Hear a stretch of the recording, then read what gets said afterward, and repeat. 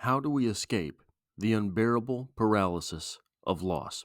Welcome to Strip Cover Lit, where we squeeze the bigger picture out of literature. I'm Adrian Fort, and we are here for another poetry discussion, which will appear, of course, in the poetry discussion playlist here on the channel, now over 600 videos strong. Today's poem comes to us from Alfred Lord Tennyson. It is titled Break, Break, Break, and it reads as such. Break, break, break, on thy cold gray stones, O sea, and I would that my tongue could utter the thoughts that arise in me. Oh, well for the fisherman's boy, that he shouts with his sister at play. Oh, well for the sailor lad, that sings in his boat on the bay. And the stately ships go on to their haven under the hill. But oh, for the touch of a vanished hand, and the voice, and the sound of a voice that is still. Break, break, break, at thy foot of thy crags, O sea, but the tender grace of a day that is dead will never come back to me. So I've never been one who was very, very big on Alfred Lord Tennyson. This poem reeks of a sad desperation. I think it's important first to note the title, Break, Break, Break. Oh. This break, break, break is again called to in the opening line here, break, break, break, on thy cold gray stones, O sea. It is important, in my opinion, to note that what the breaking of the sea on the rocks represents is not just the changing of the waves, not just the momentum of the waves stopping, but also it is a sound. That water clashing on the rocks.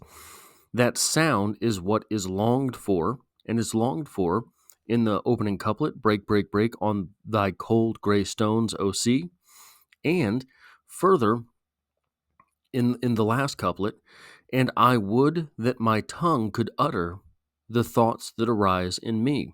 The speaker is silent, and the speaker is noting the silence later of a voice that is still from a vanished hand, from someone that he has lost. So the speaker here is saying, I am calling out to that lost voice. The second stanza here is, oh, well for the fisherman's boy that shouts with his sister in play. Oh, well for the sailor lad that he sings in his boat on the bay. These people are expressing their voices. It's not just that they are in their voices of exuberance, that he shouts with his sister at play, that he sings in his boat on the bay. Yeah, those are there. That exuberance is there, and certainly our speaker is wishing to express his own exuberance and feel the exuberance of that vanished hand, but also that the sound is just there. These people, the sailor lad and the fisherman's boy with his sister, are existing and expressing their voices of exuberance, but they're existing and expressing their voices, period. Our speaker certainly is not wishing in this opening stanza simply for his own voice and exuberance. He is wishing to express these things that live inside of him, these things that he is feeling, these things that his feelings for the vanished hand. He just wants to get them out. He is paralyzed by his loss. He is paralyzed by those things he can no longer express. And the stately ships go on to their haven under the hill. This is some place where they exist and they are supposed to be. But oh, for the touch of a vanished hand and the sound of a voice that is still. His voice is still, for sure, but so is the voice of that vanished hand, the one that he has lost. Break, break, break at the foot of thy crags, O sea, but for the tender grace of a day that is dead and will never come back to me. He's saying here, the speaker is saying here, that they will not ever express their voice again, that they will never express that exuberance again, that these things will not come back to the speaker. This poem, so ironically, the poem is speaking about its own silence. This silence that is communicated through the poem quietly. This silence that the speaker is experiencing is one that the speaker does not even have hope will ever return to him. He wants it. So I think that it's important to express the difference between want and hope. Hope is something that we want and believe will happen. That's what hope is. Hope is the perhaps internal struggle of optimism, the internal struggle of the eternal struggle, perhaps, of optimism, but the internal belief that it will occur. Our speaker does not have that hope. Our speaker has expressed that this hope has lost them. So there is something that has there is an experiment that has entered the zeitgeist from Jordan Peterson of mice that are put in water.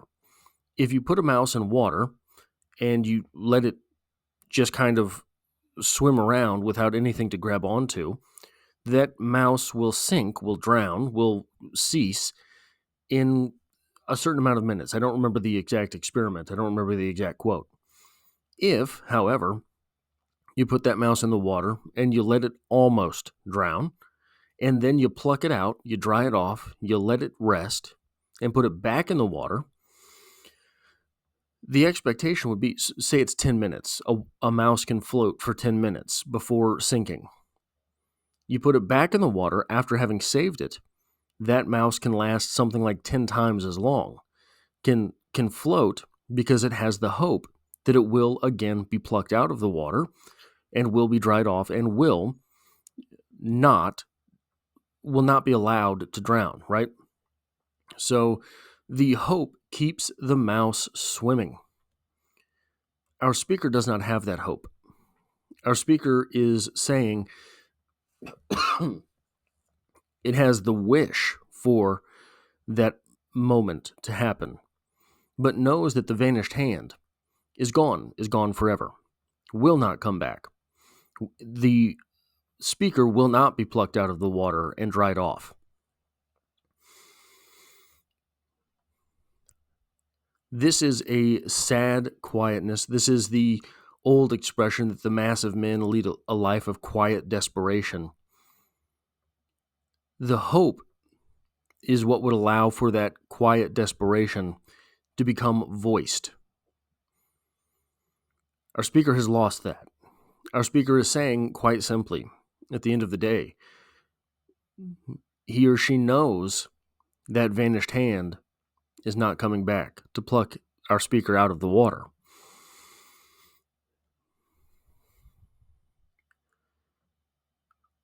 The speaker never says, I wish for a new hand. I wish for a different hand.